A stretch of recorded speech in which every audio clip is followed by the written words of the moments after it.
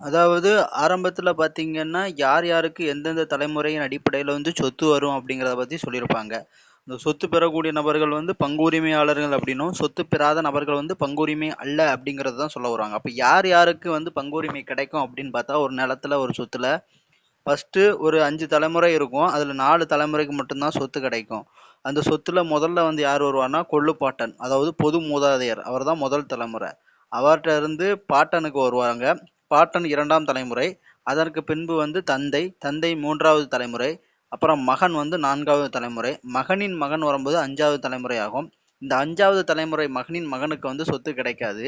ஆனா அந்த கொள்ளுப்பாட்டன் இருக்கிற வரைக்கும் அவங்க 4 பேர் மட்டும்தான். அதாவது கொள்ளுப்பாட்டன் முதல் மகன் வரைக்கும் தான் 4 தலைமுறை. இப்ப கொள்ளுப்பாட்டன் இல்ல அப்படின்னா, பாட்டன் வந்து கொள்ளுப்பாட்டன்ங்கிற முறைக்கு மாறும்போது, அந்த மகனின் மகனுக்கு சொத்து கிடைக்கும். ஆனா மகனின் மகனுக்கு வந்து சொத்து கிடைக்காது.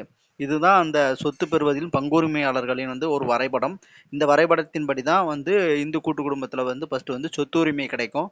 இவங்க தான் அந்த பங்கு உரிமையாளர்கள். அவங்க பங்குகள பெறுவதற்கு வந்து இவங்க வந்து கேட்டு பெறலாம். இந்த பங்கு உரிமை பெறுபவர்கள் மட்டும் தான் இதுல வருவாங்க. இதுல வந்து பெண்கள் வரமாட்டாங்க.